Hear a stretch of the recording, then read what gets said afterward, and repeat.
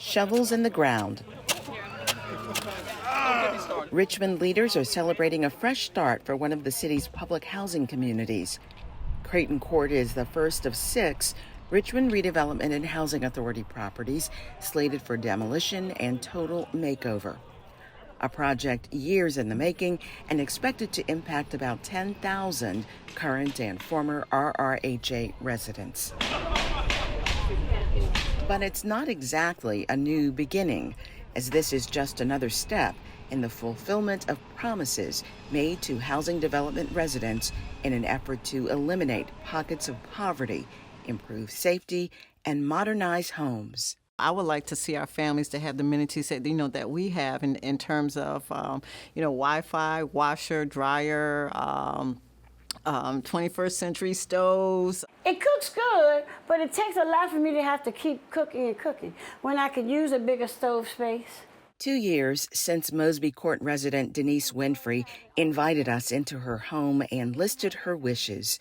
The Housing Authority has a new CEO in place. Stephen Nesmith grew up in public housing and considers himself credible proof of what's possible for those who want more than what they've experienced so far in public housing. The challenge is making sure that we can move from articulating a vision to implementation to literally closing out on deals. Can we show that we made a difference for the residents? Since the demolition of the old units commenced, starting with Creighton, and the promise of better, newer, mixed-income, mixed-use residences was made, Winfrey remains hopeful and engaged. This new crew that we have up here now at the rental office is a good, me personally, I feel like they're a good crew.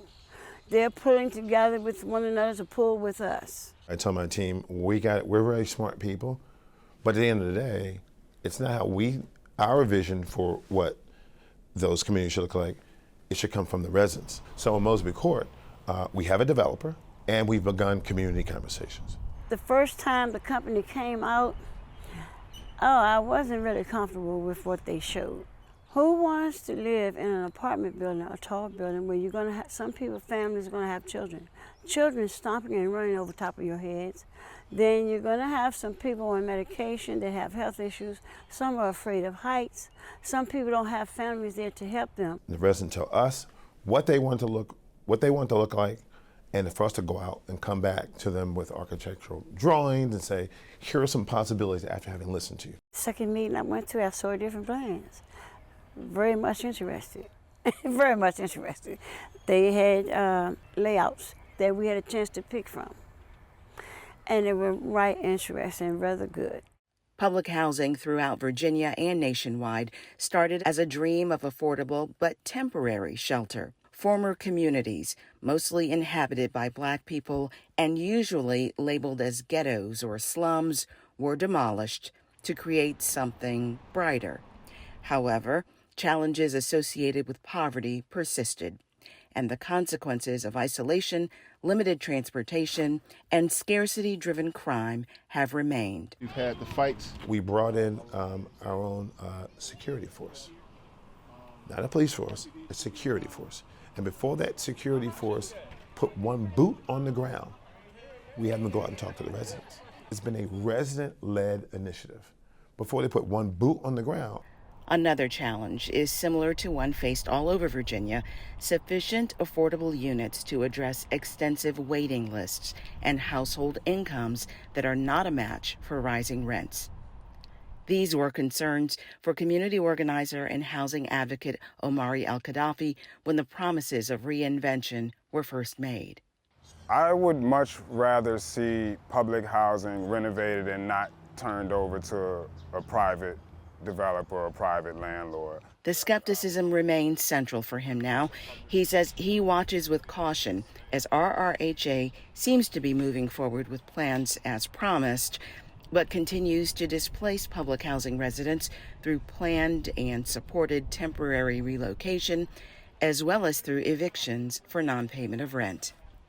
I can't even say that I'm optimistic. Over the past few administrations, our residents' concerns haven't really been taken into account.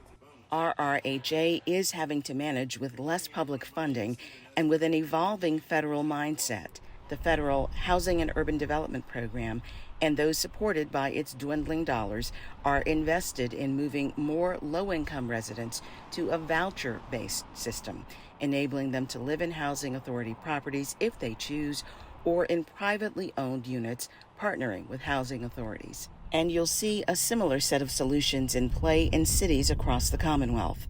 As we look at the funding that we get from HUD, we know as we move forward in the future that we will need to make some changes, some transformations. And so a big thing that we're looking to do right now actually is we're working towards a conversion of much of our senior housing from public housing to project-based Section 8 housing. A lot of the housing authorities across the nation have moved in that direction. The voucher is the only route to make that happen, unfortunately. We would love the federal government to step up and close that subsidy gap, or bring more money to the table for housing authorities to redevelop public housing and then bring them back. We do not have public housing in Fairfax County anymore. We converted all of our public housing to a Section 8 subsidy, which is a much more stable funding platform, gives a lot more opportunity to residents, and gives a lot more opportunity to the housing authority in terms of being able to do new development on formerly public housing land. Residents who've made the move into new facilities away from their previous homes, like those here in Richmond's Armstrong Renaissance, have expressed satisfaction with many upgrades and the emphasis on safety, support, and amenities.